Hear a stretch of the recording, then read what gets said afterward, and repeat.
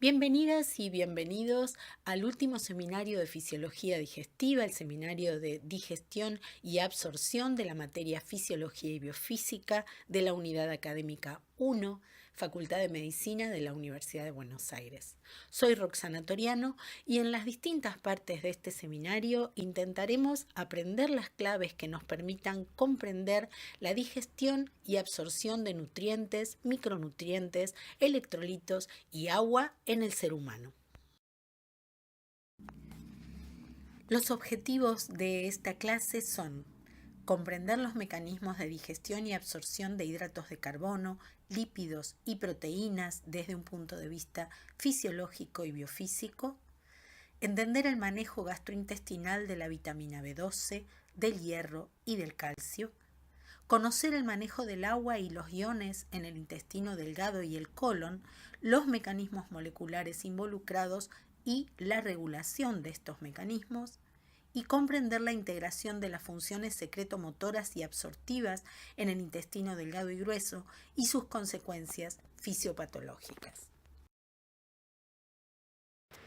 Evolutivamente el ser humano ha desarrollado mecanismos que regulan la sensación de hambre y la de saciedad. ¿Pero por qué sentimos hambre? Bueno, a esta altura sabemos que todas las funciones que realizamos diariamente, tanto las que decidimos hacer como aquellas que no requieren de nuestra voluntad, necesitan energía para ocurrir. Así, estudiar, conversar, caminar, correr, comer, respirar, parpadear o bombear sangre desde el corazón hacia el árbol vascular son funciones, son acciones que consumen energía. Al principio del curso de Fisiología y Biofísica vimos que el ser humano puede ser modelizado en una primera aproximación de trazo grueso como un sistema abierto que intercambia materia y energía con el medio que lo rodea, manteniendo un estado estacionario por medio de mecanismos homeostáticos. Y recordemos que habíamos definido en aquel momento que estos mecanismos necesitan consumir energía para poder ocurrir. Así, el cuerpo humano es capaz de obtener energía, transformarla y almacenarla hasta el momento de tener que utilizarla. Bueno, resulta que el sistema digestivo juega un rol fundamental en este asunto porque es un sistema transformador, capaz de descomponer los alimentos que comemos y que tienen una estructura química compleja hasta convertirlos en nutrientes absorbibles a nivel del intestino delgado. Y esta transformación es lo que conocemos con el nombre de digestión, que hará posible la absorción de nutrientes y micronutrientes, además de agua y de electrolitos, que va a ocurrir en el sistema digestivo luego de la ingesta de alimentos.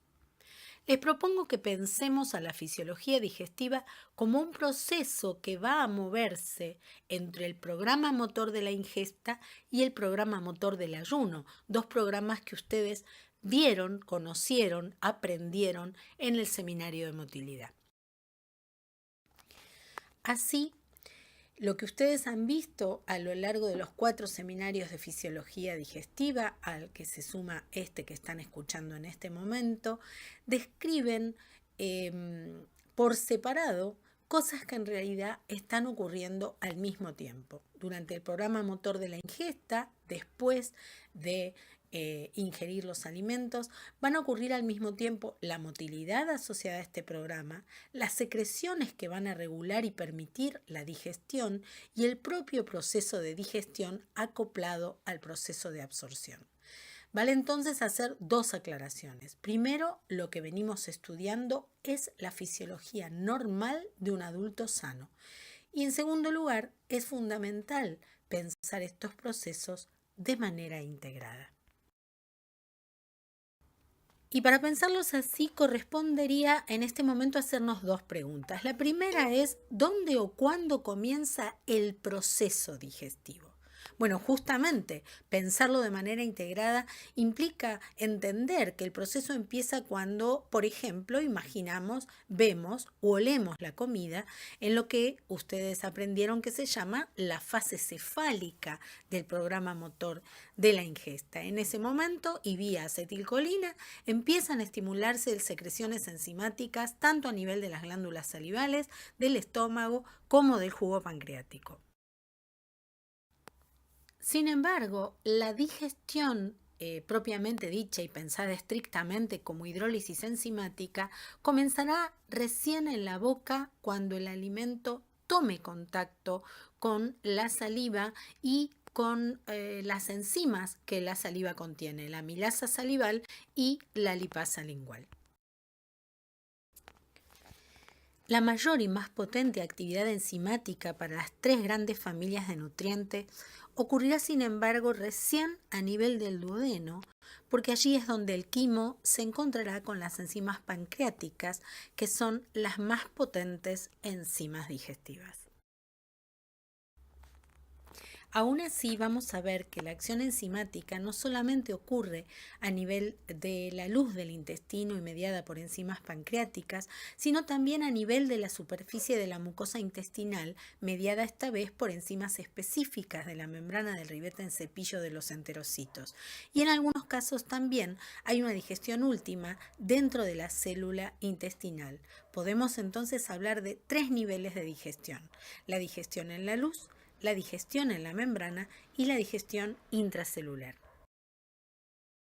Pero ¿qué pasa con la osmolaridad del contenido intraluminal a medida que los polímeros, ya sean hidratos de carbono, proteínas o lípidos de la dieta, se transforman en oligómeros y monómeros por acción enzimática?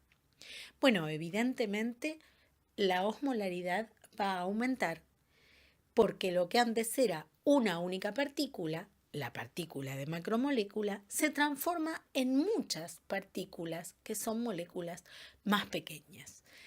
En este sentido, los líquidos que vuelcan en el duodeno, tanto el jugo pancreático como la bilis, como el propio líquido secretado por el duodeno, tienen un rol fundamental en la dilución del quimo hipertónico. ¿Y por qué es tan importante que este quimo se haga isotónico al diluirse? Porque si es hipertónico provoca un desequilibrio osmótico, va a salir agua desde el intersticio hacia la luz y entonces se va a producir lo que conocemos como diarrea. Antes de entrar de lleno en la digestión de cada tipo de nutrientes, vamos a detenernos en la enorme eficiencia del proceso absortivo que se produce a nivel intestinal.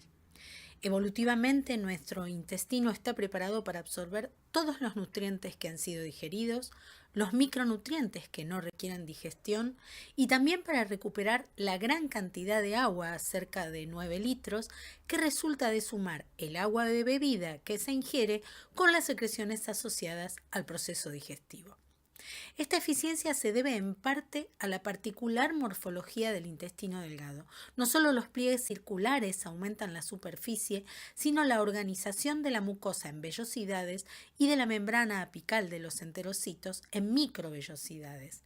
Todo eso resulta en un aumento de 600 veces la superficie del tubo, alcanzando una superficie absortiva total de entre 200 y 250 metros cuadrados. Para que se den una idea, esa es aproximadamente la superficie de una cancha de tenis. Bueno, y ahora sí arrancamos con las particularidades de cada una de las familias de nutrientes y los primeros que aparecen son los hidratos de carbono, que son los que proporcionan cerca del 45% de las necesidades energéticas totales en las dietas del mundo occidental y están presentes en los alimentos como polisacáridos, oligosacáridos, disacáridos y monosacáridos. ¿En qué alimentos? Bueno, en general en los menos procesados como las frutas y las verduras, aún en las carnes que tienen un porcentaje de glucógeno que también es un hidrato de carbono, y en los alimentos más procesados donde también están presentes muchas veces como espesantes o conservantes. Los hidratos de carbono se digieren cuando la amilasa cataliza la hidrólisis de los enlaces que unen los monosacáridos.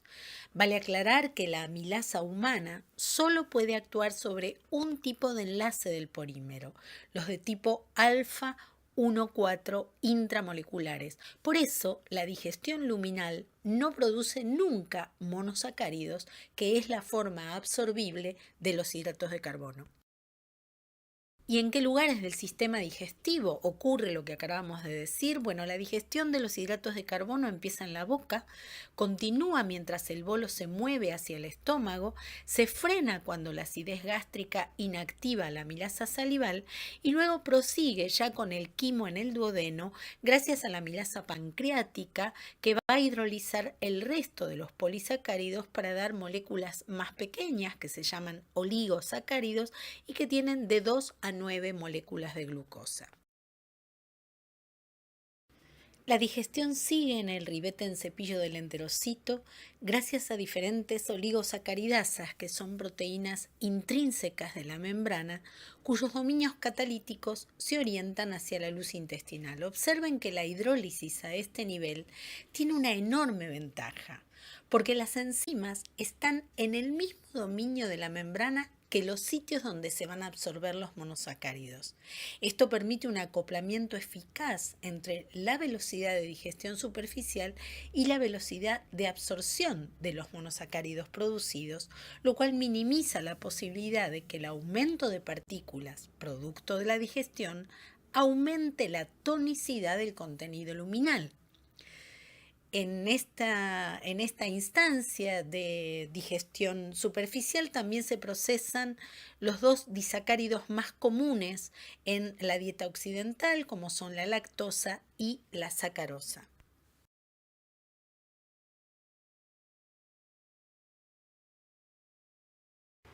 Los 3 monosacáridos resultantes de la digestión completa de los hidratos de carbono se absorben por vía transcelular.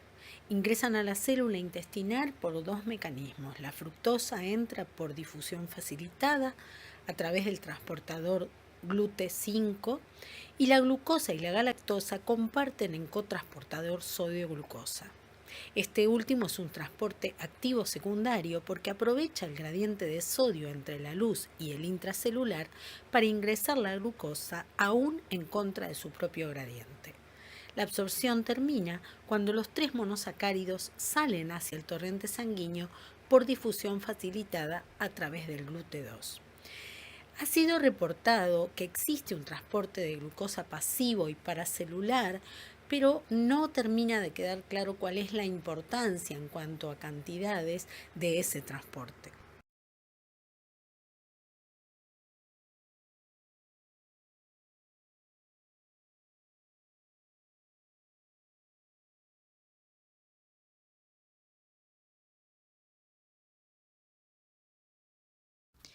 Una causa de consulta común en la clínica es el síntoma que provoca la ausencia de expresión de lactasa a nivel intestinal.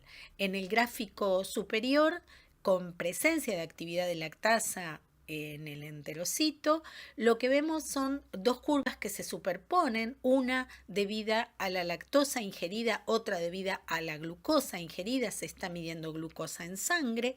En cambio, en el gráfico inferior se observan 2 curvas que se separan claramente, una curva tiene que ver con la glucosa ingerida, la otra con la lactosa ingerida, y esto está mostrando que el organismo es incapaz de digerirla. A la inversa, y como se observa en el panel siguiente, un paciente con déficit de lactasa excreta grandes cantidades de hidrógeno gaseoso en el aliento. Este gas es producto del catabolismo de la lactosa por las bacterias colónicas. Lo que se ve en la figura es un esquema de lo que decíamos recién y no solamente se producen gases gracias a las bacterias colónicas que son las que van a procesar la lactosa que no pudo ser procesada por ausencia de lactasa, sino que además se produce una diarrea con un pH ácido.